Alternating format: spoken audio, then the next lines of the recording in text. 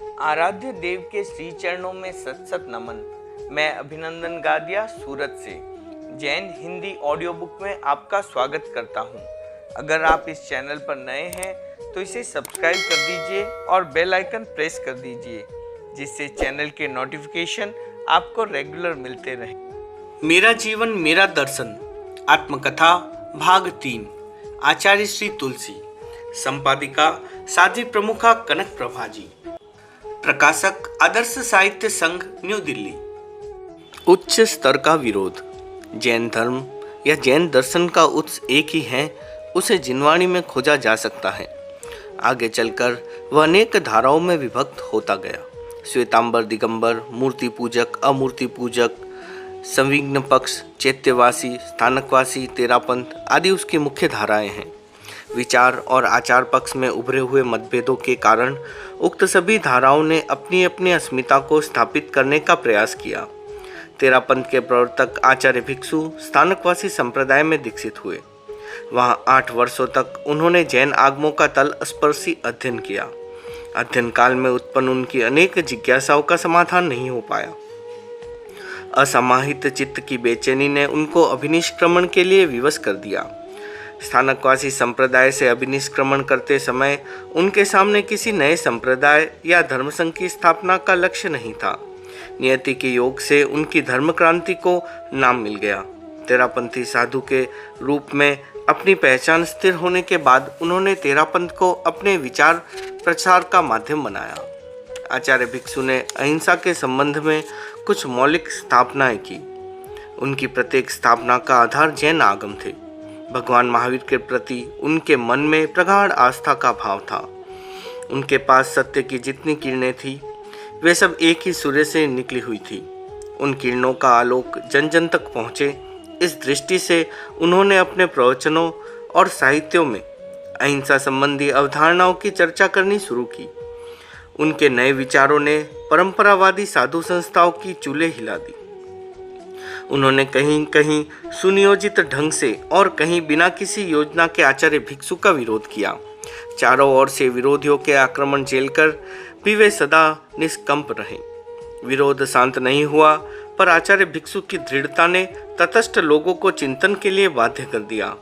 प्रभावपाती लोगों ने दान, दया, उपकार आदि लुभावनी बातों की ओट में तेरापंथ का भयंकर विरोध किया। दान, दया, परोपकार आदि तत्वों के दो रूप हैं, लौकिक और लोकोत्तर। लौकिक दृष्टि से ये सामाजिक जीवन के आधारभूत तत्व हैं। लोकोत्तर दृष्टि से ये धर्म या मोक्ष की आराधना में साधक तत्व हैं। शाब्दिक एकता होने पर भी इनके अभिप्राय में बहुत अंतर है। मरते जीवों को बचाना, चींटियों के बिलों में चीनी, आटा आदि डालकर उनकी सुरक्षा करना, पशुओं का वध करने वाले कसाई को रुपये देकर पशुओं को छुड़ाना, भूखे व्यक्ति को भोजन कराना, प्यासे को पानी पिलाना आदि कार्य लौकिक या सामाजिक दृष्टि से किए जाएं तो कोई खास बात नहीं है, किंतु इन्हें आध्यात्मिक धर्म या पुण्य का मूल्य देने का औचित्य समझ में नहीं आता। भगवान महावीर ने धर्म का जो रास्ता बताया उसमें संयम और समता की साधना की बात आती है, किंतु जैसे तैसे जीव जंतुओं को बचाने या जीवित रखने का सिद्धांत कहाँ है। जिस किसी मकान में छिपकली रहती हैं वह क्षुद्र जीव जंतु को खाती हैं।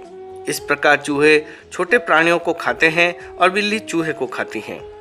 ये मात्स्य न्याय दुनिया में चलता है। इनको देखने वाला हर आदमी अपने विवेक और बुद्धि बल से आवश्यक कार्रवाई करता है, किंतु इन्हें बचाने में धर्म या पुण्य की स्थापना का महावीर के मोक्ष धर्म से कोई मेल नहीं है। इसी आधार पर आचार्य भिक्षु ने कहा था कि पापी व्यक्ति के हृदय परिवर्तन बिना धर्म नहीं हो सकता। धार्मिक दृष्टि से सोचने वाले व्यक्ति उसे समझाकर पाप से विरत करेंगे। प्रासंगिक रूप में जीवों का बचाव अपने आप हो जाएगा। इसी प्रकार कुआं, प्याऊ, धर्मशाला आदि बनाने की बात है। इन सब चीज़ों को सामाजिकता या उपयोगिता की दृष्टि से देखा जाए तो कहीं कोई उलझन नहीं आती, पर हर व्यवहारिक प्रवृत्ति को धर्म के साथ जोड़ने से कभी धर्म का उपहास हो जाता है। आचार्य विनोबा भावे कहते थे, जैनों की अहिंसा कितनी विचित्र है। चींटियों के बिल पर चीनी डाली जाती है, हजारों चींटियां बाहर निकलती हैं। अचानक कोई बैल आता है, वह उन चींटियों को कुचलता हुआ आगे बढ़ जाता है। एक साथ कितनी चींटियां मर जाती हैं। विनोबा जी जैसे चिंतनशील व्यक्तियों के विचारों को भी उन व्यक्तियों ने कोई महत्व नहीं दिया जो पूर्वाग्रह से जकड़े हुए थे। वे लोग जहां भी अवसर देखते तेरापंथ का विरोध करने के लिए मैदान में उतर जाते। विरोध हो रहा है इस बात को लेकर मैं कभी चिंतित नहीं हुआ। मेरी चिंता का विषय था विरोध का छिछला स्तर। उससे हमारे रचनात्मक कार्यों में व्यवधान होता था। निम्न स्तरीय आलोचना से आम आदमी गुमराह हो रहा था। जिस किसी नए क्षेत्र में हम जाते, विरोध में पर्चेबाजी शुरू हो जाती। लोग आते और प्रश्न पूछते। हम किसी भी प्रश्न को अनउत्तरित नहीं छोड़ते। तेरापंथी लोग दया, दान और अनुकंपा में उत्थाक हैं, विरोधी हैं, जीव को बचाने में पाप मानते हैं। ये किसी भूखे को भोजन और प्यासे को पानी नहीं देते। इस प्रकार की भ्रांत धारणाओं के आधार पर लोग प्रश्न पूछते। हम उन्हें यौक्तिक ढंग से उत्तर देते, पर उसमें समय और शक्ति का व्यय तो होता ही था। उतना समय और शक्ति हम अपने लक्ष्य की पूर्ति में लगाते तो उसका परिणाम दूसरा ही आता। उस समय जैन शासन में कुछ प्रभावशाली और विद्वान व्यक्ति भी थे। उनमें प्रज्ञाचक्षु पंडित सुखलाल जी सिंघवी, मुनि जिनविजय जी, पंडित बेचर दास जी, दलसुख भाई मालवणिया, स्थानकवासी कॉन्फ्रेंस के प्रमुख अधिकारी श्री चिमन भाई चक्कू भाई शाह, प्रबुद्ध जीवन के संपादक परमानंद कुंवर जी कापड़िया आदि मुख्य थे। सब लोग शिष्ट, शालीन और समझदार थे। उस समय तक वे तेरापंथ के अनुकूल नहीं थे, उसकी मान्यताओं को ठीक नहीं मानते थे। इसका कारण बता पाना संभव नहीं लगता। उन लोगों को तेरापंथ की मान्यताओं को समझने का मौका नहीं मिला अथवा मिलने नहीं दिया गया। फलतः वे लोग सिद्धांत तेरापंथ के विरोधी थे। विरोधी कितना ही तीव्र विरोध करे, यदि वह विद्वान होता है तो शालीनता का अतिक्रमण नहीं करता। विद्वान व्यक्ति शत्रु भी हो तो अच्छा है, किंतु मूर्ख व्यक्ति हितैषी होकर भी अहित कर बैठता है। उक्त नीति वाक्य की सच्चाई को परखने का मौका मुझे मिलता रहा। काका कालेलकर, शिवाजी भावे जैसे कई व्यक्ति मिले। प्रथम मिलन के समय न तो उनके साथ हमारा परिचय था और न ही हमारे कार्यक्रमों के बारे में उन्हें पूरी जानकारी थी। तब तक उन लोगों के पास हमारे विरोध में प्रकाशित ढेर सारा साहित्य भी पहुंच चुका था। विरोधी व्यक्तियों का यह प्रयत्न रहा कि विद्वान व्यक्ति हमारे संपर्क में न आए, फिर भी वे आए, अंतः प्रेरणा से आए। इस संबंध में अपने उद्गार व्यक्त करते हुए काका कालेलकर ने कहा, आपके विरोध में प्रकाशित साहित्य मेरे पास पहुंचता रहा। उसे देखकर मैंने सोचा कि जिसका इतना विरोध हो रहा है वहाँ कहीं न कहीं ज्योति है। आज मैं उस ज्योति का दर्शन करने आया हूँ। बंबई में जहाँ एक और छिछले स्तर का विरोध हो रहा था, वहाँ उच्च स्तरीय आलोचना का भी सूत्रपात हुआ। वह सूत्रपात करने वाले थे प्रबुद्ध जीवन के संपादक परमानंद कुंवर जी कापड़िया। उन्होंने एक विस्तृत लेख लिखा और उसे अपने पत्र में प्रकाशित कर दिया। एक दिन मैंने प्रबुद्ध जीवन का दिनांक 15/11/1954 का अंक देखा। उसमें परमानंद जी का वह आलोच्य लेख था। लेख का शीर्षक था अहिंसा की अधूरी समझण। कलकत्ता से प्रकाशित साप्ताहिक तरुण जैन में उस लेख का हिंदी अनुवाद छपा। उसके अनुवादक थे भंवरमल जी सिंघी, तेरापंथ के कट्टर विरोधियों में एक थे।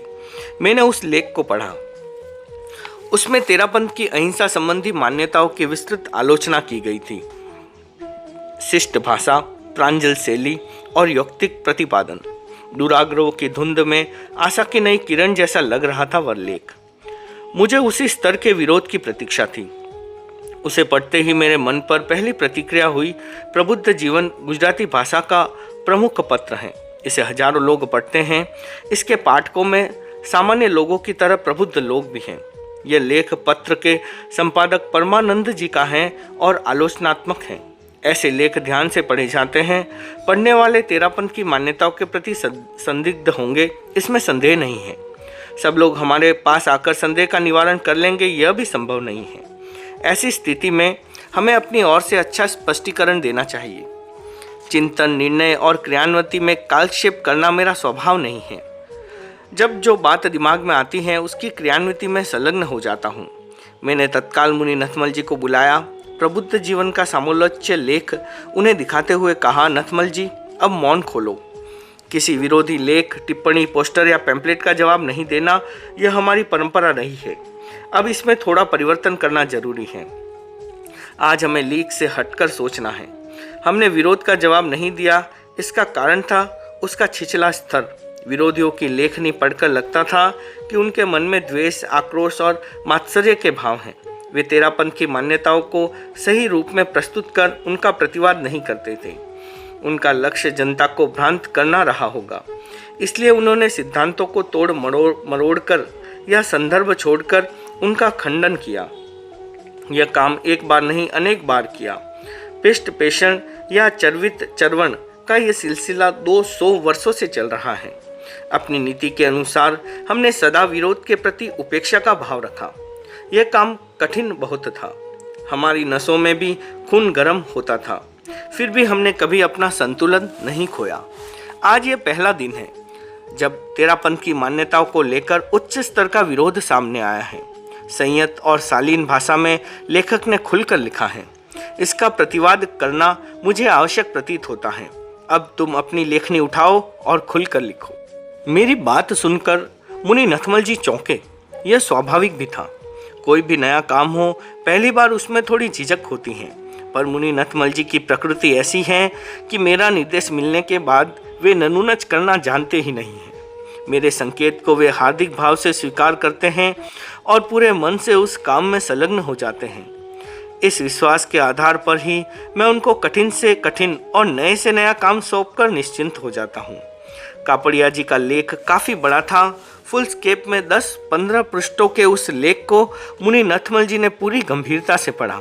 तेरापंथ द्वारा मान्य अहिंसा के सिद्धांतों में कापड़िया जी की जो बातें आपत्तिजनक प्रतीत हुई, उन्होंने 9 बिंदुओं में प्रस्तुत किया। वे बिंदु निम्नलिखित हैं। पहला, मनुष्य चाहे तो संपूर्ण रूप से अहिंसक जीवन अख्तियार कर सकता है और व्रतधारी साधु वस्तुतः इसी प्रकार का जीवन जीता है। दूसरा, अहिंसा व्रतधारी स्वयं किसी प्रकार की हिंसा नहीं करता तथा जिस कार्य में लेश मात्र भी हिंसा होती है वैसा कार्य करने के लिए दूसरों को भी आदेश या उपदेश नहीं देता। तीसरा, धर्म का सिर्फ एक ही हेतु होता है, आत्मधर्म या मोक्ष धर्म की साधना। चौथा, व्यक्ति ही वास्तविक होता है, समाज तो सिर्फ उपचार या कल्पना है। पांचवा, सुपात्र यानी संयमी को जीवन निर्वाह की सामग्री देना ही सच्चा दान है। छठा, धर्म अन्य जीव को आत्मिक साता, शांति, आराम, प्रसन्नता, स्वास्थ्य देने में है, शारीरिक साता देने में नहीं। सातवां, खुद को या दूसरों को संयम मार्ग की ओर ले जाने वाली प्रक्रिया पुण्यजनक होती है, दूसरी प्रक्रिया पापजनक होती है। आठवां, जीने में छोटे और बड़े का फर्क नहीं हो सकता। किसी भी परिस्थिति में किसी भी जीव की हिंसा धर्म नहीं हो सकती। नौवां, राग, द्वेष तथा मोह रहित दया, दान, अनुकंपा ये आत्मधर्म हैं। जो रागादि से युक्त हैं वे आत्मधर्म या मोक्ष धर्म नहीं है। मुनि नथमल जी ने उक्त तथ्यों को कापड़िया जी की स्वतंत्र टिप्पणियों के साथ पढ़ा और लगभग उतना ही बड़ा लेख अत्यंत संयत पर सटीक भाषा में लिखा। उन्होंने अपने प्रतिपाद को 18 उपशीर्षकों में पूरे विस्तार के साथ आलेखबद्ध किया। उनके लेख का शीर्षक था अहिंसा की सही समझ। मुनि नथमल जी के लेख का सार संक्षेप में निम्नलिखित बिंदुओं में सन्निहित है। पहला, आदर्श तक पहुंचना सरल नहीं होता, फिर भी उसे नीचे नहीं लाना चाहिए। दूसरा, अल्पतम हिंसा अहिंसा नहीं हो सकती। तीसरा, छोटे जीवों की बलि के द्वारा बड़े जीवों को बचाने की बात अहिंसा को मान्य नहीं है। चौथा, मनुष्य रक्षा को प्राथमिकता देने में मनुष्य का अपना स्वार्थ है, इसलिए वह समाज सम्मत भले हो पर अहिंसा धर्म में ऐसा भेदभाव नहीं होना चाहिए। पांचवा, अहिंसा धर्म का अर्थ मनुष्य को बचाने के लिए दूसरों की हिंसा करना नहीं है। छठा, मानव समाज की अनिवार्यता के साथ आध्यात्मिक धर्म का निर्वाह नहीं किया जा सकता। सातवां, अहिंसक अहिंसा का ही मार्गदर्शन दे सकता है, हिंसा या हिंसोन्मुख प्रवृत्तियों का नहीं। आठवां, अहिंसा के मूल में प्रेम या मैत्री है, किंतु प्रेम मात्र अहिंसा नहीं। नौवां, अहिंसा की उपासना का आधार समाज व्यवस्था नहीं किंतु आत्मशोधन होना चाहिए। 10वां, व्रतों की कल्पना केवल समाज धारण के लिए नहीं है। 11वां, पुण्य पाप की व्याख्या तेरापंथ की कोई नई नहीं है। 12वां, कर्म के गुण दोष का आधार केवल मानसिक भावना ही नहीं है। मन की शुद्धि और अशुद्धि की कसौटी एक नहीं, उसकी भिन्न भिन्न अपेक्षाएं हैं। 13वां, अहिंसा सामूहिक जीवन में समूह के प्रति बरती जा सकती है, फिर भी उसकी साधना वैयक्तिक होती है। 14, भाव अहिंसा बच्चों का खिलौना नहीं है। हर जगह अहिंसा के लिए मन शुद्धि की दुहाई नहीं दी जा सकती। 15वां, शारीरिक साता और आत्मिक साता, लोक धर्म और आत्मधर्म ये भेद कृत्रिम नहीं है, इनके पीछे मौलिक तथ्य हैं। 16वां, विरोधी पहेलियाँ। 17वां, अध्यात्म धर्म और लोक धर्म का पृथक्करण आचार्य भिक्षु की एक महान देन है। 18वां, वस्तु स्थिति की परख के लिए हमारा दृष्टिकोण यथार्थवादी होना चाहिए। उक्त 18 बिंदु के आधार पर लेख लिखा गया। लेख प्रबुद्ध जीवन में प्रकाशित करने के लिए कापड़िया जी के पास भेजा गया। उन्होंने लेख पढ़ा और लौटा दिया। उन्होंने पूरी ईमानदारी के साथ कहा, मैं इस लेख को प्रबुद्ध जीवन में प्रकाशित नहीं कर सकता। इसका प्रकाशन उसी हालत में हो सकता है जब मैं इसके प्रतिवाद में इससे विशिष्ट कुछ लिख पाता। वैसा लिखना मेरे लिए संभव नहीं है, इसलिए मैं इसका प्रकाशन नहीं करूँगा। तेरापन समाज की एक प्रमुख पत्रिका है जैन भारती। उस समय वह साप्ताहिक थी। उसके संपादक थे श्रीचंद जी रामपुरिया। व्यावसायिक दृष्टि से एडवोकेट होने पर भी धर्म और दर्शन में उनकी गहरी अभिरुचि ने उनको संपादक बना दिया। जैन शास्त्रों की तरह गांधी दर्शन का भी उनको अच्छा ज्ञान था। संपादन और प्रकाशन की दृष्टि से वे बहुत अनुभवी व्यक्ति थे। उन्होंने उस प्रसंग को जैन भारती के माध्यम से पाठकों तक पहुंचाने का निर्णय लिया। इस दृष्टि से उन्होंने अपना विस्तृत संपादकीय लेख लिखा। मुनि नथमल जी का लेख अहिंसा की सही समझ उस पत्रिका में प्रकाशित करना ही था। वह लेख कापड़िया जी के लेख का प्रतिवाद था। उसे सामने रखकर पढ़ने में उसकी प्रासंगिकता अधिक थी। कापड़िया जी का लेख गुजराती में था। रामपुरिया जी को पता था कि उसका हिंदी रूपांतर कलकत्ता से प्रकाशित तरुण जैन में छप चुका है। उन्होंने वहां से उस लेख को लिया और दोनों लेख की तुलनात्मक समीक्षा करने वालों के लिए उसे भी जैन भारती में प्रकाशित कर दिया। इस प्रकार अहिंसा के संदर्भ में एक विशेष अंक की तरह उन्होंने 30/1/1955 के अंक को प्रकाशित कर पाठकों तक पहुंचा दिया। जिस उदारता के साथ उन्होंने यह काम किया, उतनी ही उदारता से उसका मूल्यांकन किया गया। जैन भारती कापड़िया जी के पास पहुंची। पक्ष और विपक्ष के दोनों लेखों को संपादकीय टिप्पणी के साथ एक अंक में देखकर उनके मन में जो प्रतिक्रिया हुई, उसे उन्होंने 1/3/1955 के प्रबुद्ध जीवन में प्रकाशित कर दिया। उसके कुछ अंश उन्हीं के शब्दों में यहाँ उद्धृत किए जा रहे हैं। प्रबुद्ध जीवनना वाचकों ने याद हसे कि गत नवंबर मासनी 15મી તારીખના અંકમાં અહિંસાની અધૂરી સમજણ એ મથાણા નીચે તેરાપંથી સંપ્રદાયની અહિંસા વિષયક માન્યતાઓની એક વિસ્તૃત આલોચના કરવામાં આવી હતી। એ આલોચનાના ઉત્તર રૂપે તેરાપંથી આચાર્ય શ્રી તુલસીના શિષ્ય મુનિ નથમલજીએ કલકત્તાથી નીકળતા તેરાપંથી સંપ્રદાયના પત્ર જૈન ભારતીના 30મી જાન્યુઆરીના અંકમાં અહિંસાની સહી સમજ એ મથાણા નીચે એક લાંબો વિદ્વતાપૂર્ણ લેખ લખીને તેરાપંથની માન્યતાઓના હાદને સમજાવવા પ્રયત્ન કર્યો છે। આ ઉપરાંત પૂર્વ પક્ષના મંતવ્યોનો વાચકો ખ્યાલ આવે એ હેતુથી અહિંસાની અધૂરી સમજણનો કલકત્તાથી નીકળતા તરુણ જૈન પાક્ષિપમાં પ્રકટ થયેલ હિન્દી અનુવાદ જૈન ભારતીના એ અંકમાં સાધંત ઉદ્ધત કરવામાં આવેલો છે। जैन भारतीना संपादक श्रीचंद रामपुरियाए पण ए अंक में आ विषय पर एक सविस्तृत अग्रलेख लख्यो छे।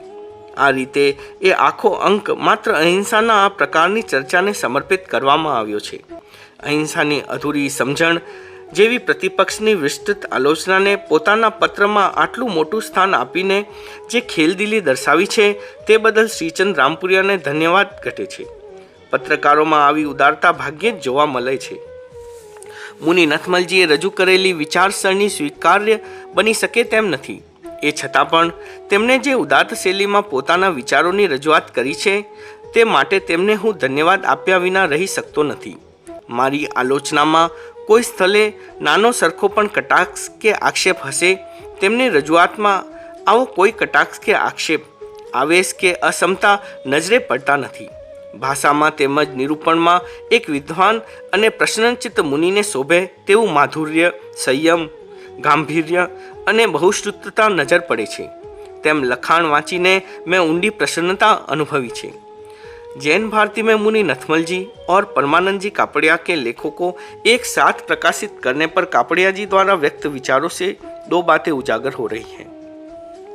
वैचारिक मतभेदों की स्थिति में भी लेखन और संभाषण की शालीनता व्यक्ति को प्रभावित करती है। प्रबुद्ध व्यक्ति किसी भी परंपरा में विश्वास करे वह सही स्थिति का आंकलन करने में उदारता दिखाता है। आचार्य भिक्षु की मान्यता को लेकर विरोध के स्तर में आए परिवर्तन ने तेरा पंथ के लिए एक नए अध्याय का प्रारंभ कर दिया। इससे प्रबुद्ध विरोधी व्यक्तियों को सोचने का मौका मिला। यह प्रसंग तेरा पंथ के प्रति सद्भावना पैदा करने में प्रबल निमित्त बना, ऐसा माना जा सकता है। ओम अरहम।